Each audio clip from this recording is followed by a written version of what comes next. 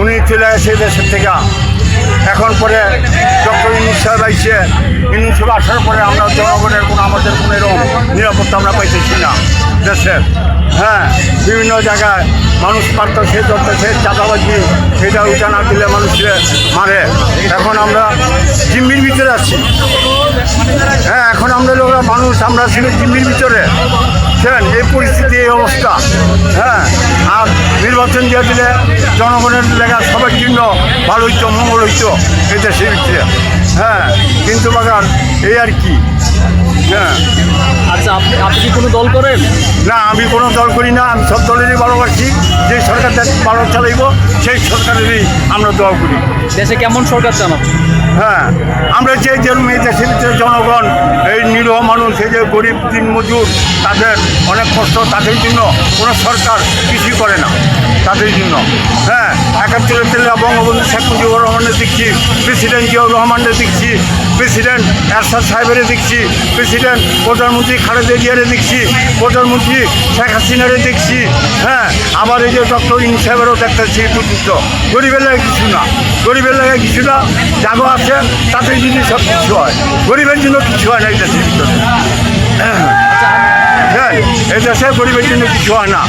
হ্যাঁ, আজকাল জায়গায় জায়গায় মানুষ মারতেছে, ধরতেছে। যে তরকারি দাম এখন ১০০ টাকা নিচে কোনো তরকারি দেখিয়া। হ্যাঁ, তরকারি কিনতে গেলে ১০০ টাকা কেজি লাগে। হ্যাঁ, আমাদের মতন মানুষের কষ্ট হয়ে গেছে এই দেশের ভিতরে। নাম নাই, কর্ম নাই, কাজ নাই। হ্যাঁ, এই পরিস্থিতি অবস্থায় চলছি আমরা। আচ্ছা, আজকে আপনি এখানে কেন আসছেন?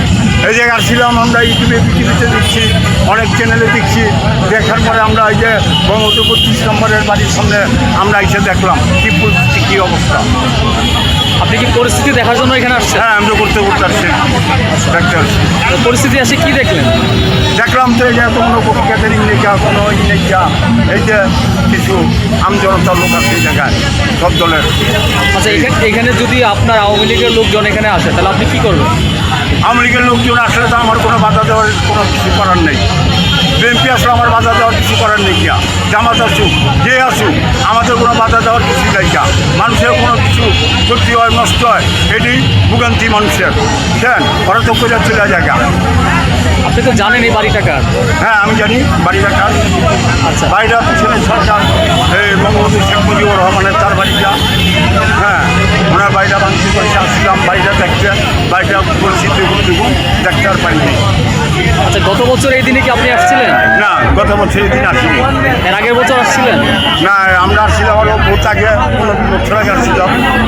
আচ্ছা, প্রতি বছর যে এখানে গরু জবাই করে আপনার সবাইকে আপনার বিরিয়ানি রান্না করে খাওয়ানো হতো, তো সেই বিষয়গুলো যে আজকে যে হচ্ছে না, তো সেই দিকগুলো আপনি কী মনে করছেন? এখন এটা আমরা তো সঠিকভাবে বলতে পারব না। এখন কেন এখন যারা গরু আনছে, যারা খাওয়াইতেছে না, কেন রান্না না বাড়লো না, তারাই এটার জবাব দিতে পারবো। এটার জবাব আমরা এই ছোটোখাটো আমরা মানুষকে আমরা জবাব দিতে পারবো না। আপনি কি মনে করেন যে আপনার এই যে গরু জবাই করে সবাইকে বিরিয়ানি রান্না করে খাওয়ানো হতো, সেই দিক থেকে গরু ঠিক ছিল কিনা? সবাই তো আর খাইবো না, এটা কি আর সবাই খায়? খাওয়ারও ভাগ্য থাকতে আবার অনেকে খায় না, ঘৃণাও করে। আচ্ছা, মূলত তো এটা গরিবদের জন্য ছিল। হ্যাঁ, মূলত 15 আগস্ট গরিবের জন্যই ছিল, খানাটা গরিবের জন্যই ছিল। আচ্ছা, এখন এটা হচ্ছে না, গরিবরাও খেতে পারছে না। হ্যাঁ, এখন হচ্ছে না। দেশের পরিস্থিতি ভালো না, করতে গেলে তো মাইকির হবে। আচ্ছা, আপনি কি চান এই জিনিসটা আবার হোক? না, আমি এই জিনিসটা চাই না। এখন এটা মানুষের যার মানুষ তো আমরা পৃথিবীতে আলাপ অনেক রকমের মানুষ জন্ম দিচ্ছি পৃথিবীতে। এক একজনের এক এক মন দেওয়া চলে। মানুষের মন আকাশের রং, আকাশের রং চেঞ্জ হতে সময় লাগে না, মানুষের মনও চেঞ্জ হতে সময় লাগে না।